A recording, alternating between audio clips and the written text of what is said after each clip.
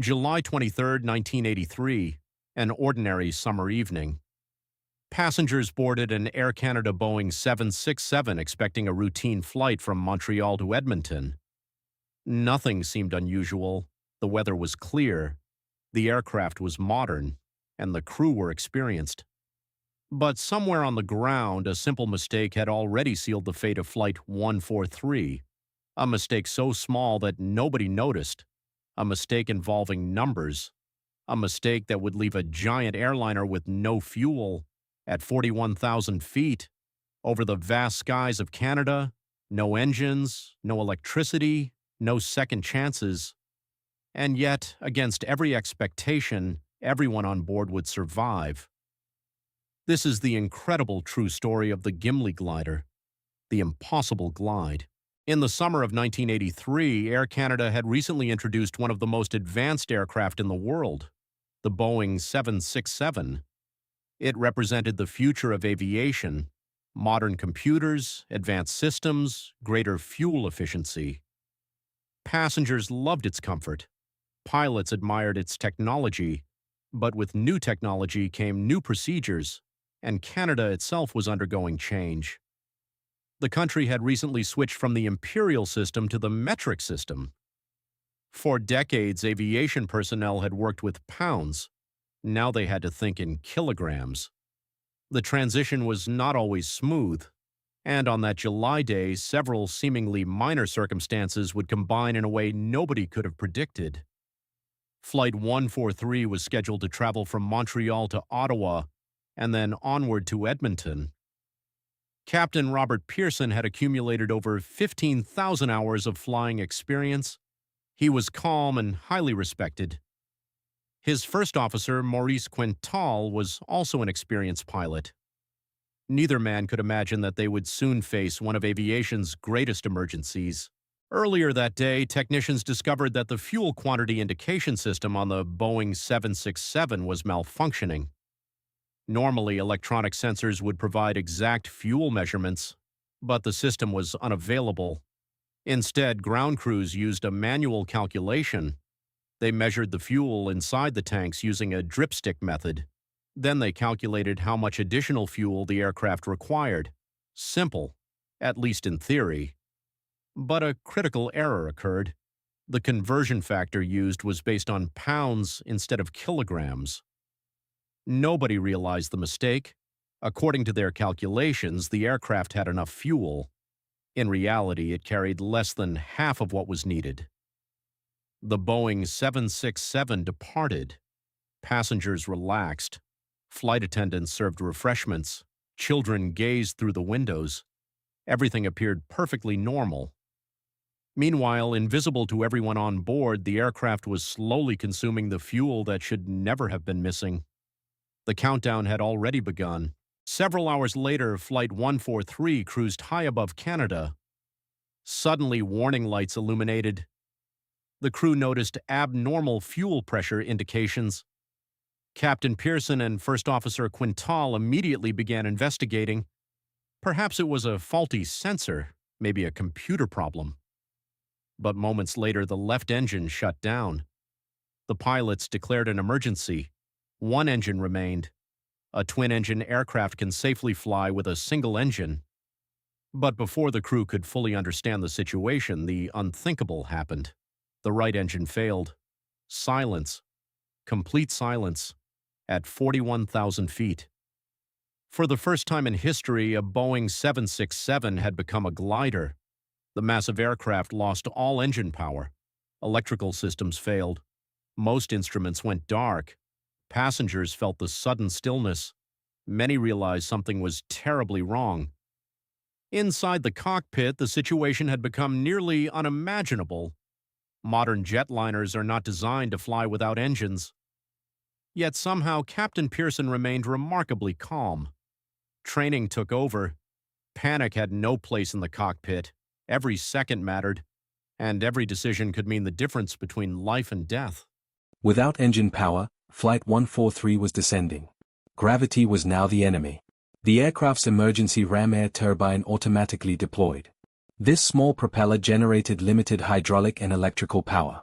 It was enough to provide basic controls. But barely. The giant jet became difficult to handle. The crew quickly calculated their options. Several airports were too far away. Time was running out. Then First Officer Maurice Quintal remembered something. Years earlier, he had served at a former Royal Canadian Air Force base located in Gimli, Manitoba. The airfield was no longer an active military base. But it still had long runways. Perhaps they could make it. Captain Pearson trusted his colleagues' knowledge. There were no better alternatives. Gimli became their target. Yet neither pilot knew something extraordinary. The runway had been converted into a motorsport park. Families and racing enthusiasts were gathered there that very day, unaware that a powerless Boeing 767 was descending toward them from the sky. And no one on the ground had any warning. The impossible glide had entered its final phase. As Flight 143 descended toward Gimli, Captain Robert Pearson quickly realized another problem. The aircraft was too high. Without engines, there would be no opportunity to circle around for another attempt. No second chances. They had only one shot. Too low, and the aircraft would fall short. Too high, and they would overshoot the runway entirely. Pearson had an unusual advantage. Years earlier, he had been an accomplished glider pilot. Those skills, rarely used during airline operations, suddenly became invaluable. Meanwhile, First Officer Maurice Quintal provided constant information. The runway lay ahead. But something looked strange. Cars. People. Trailers. The old military runway had become a recreational facility and racetrack. Families had gathered that Saturday afternoon. Children rode bicycles. Spectators watched races. No one expected a giant Boeing 767 to appear overhead. Inside the cockpit, there was no time to debate. Pearson decided to perform a maneuver rarely seen in commercial aviation. A forward slip. He deliberately turned the aircraft sideways to increase drag and lose altitude. Passengers could feel the unusual movement. Some feared the plane was spinning out of control. But Pearson was carefully managing every second. Slowly, the enormous aircraft aligned with the runway. The ground rushed upward. And then, impact.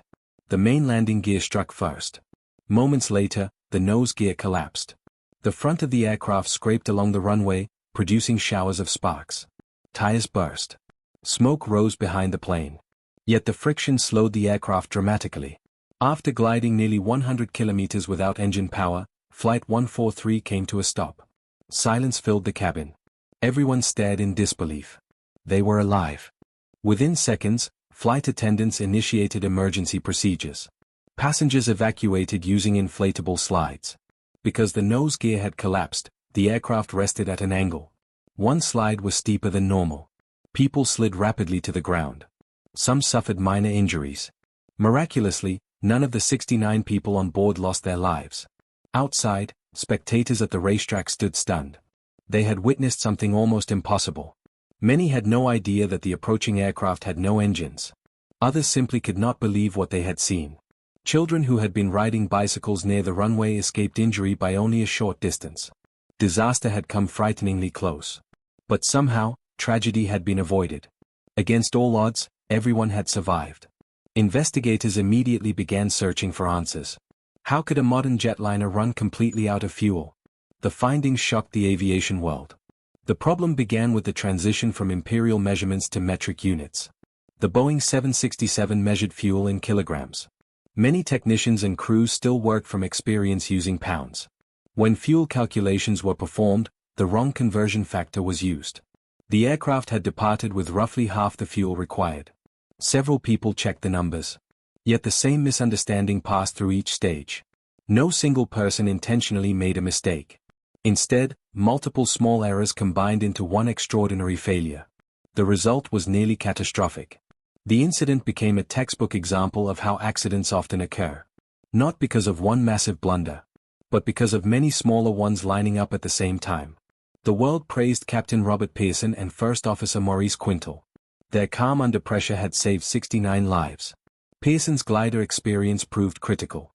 Without those skills, the outcome might have been very different. Quintal's knowledge of the Gimli airfield gave the crew a destination when few options remained. Flight attendants also received recognition.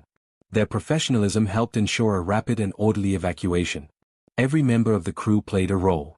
Yet both pilots remained humble. They repeatedly stated that teamwork and training had made the difference. Their actions demonstrated one of aviation's greatest strengths: preparation. Pilots train for emergencies constantly. Most never face such situations.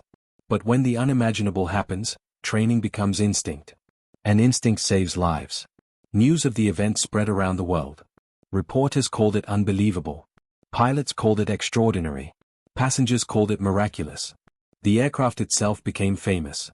People gave it a nickname: the Gimli Glider. Rather than being scrapped, the Boeing 767 was repaired and returned to service. 4 years afterward, it continued carrying passengers safely. Thousands of people flew aboard the same aircraft without incident. Eventually, decades later, it was retired. But its story had already become legend. Today, aviation schools around the world still study Flight 143. Not as a tale of failure, but as an example of human skill, discipline, and composure. The incident led to important changes. Fuel procedures became more rigorous. Training improved. Cross-check systems became stronger. The aviation industry learned valuable lessons. Because of those lessons, future crews and passengers became safer. Modern air travel remains one of the safest forms of transportation in history.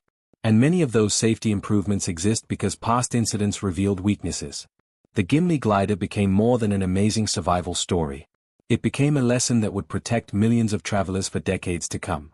On July 23, 1983, a Boeing 767 climbed into the Canadian sky carrying 69 people. Hours later, it became something no one expected: a powerless glider. 41,000 feet above the earth. No engines. No second chances. No margin for error. Yet through training, experience, and remarkable composure, disaster was transformed into one of aviation's greatest survival stories. Many people describe the events of that day as a miracle. Others point to skill and preparation. Perhaps it was both. But one fact remains beyond dispute. 69 people boarded Flight 143. And 69 people walked away. Even today, more than 4 decades later, the story of the Gimli Glider stands as a reminder that in moments of crisis, calm minds and extraordinary teamwork can accomplish what once seemed impossible. And that is why the impossible glide of Flight 143 continues to inspire the world.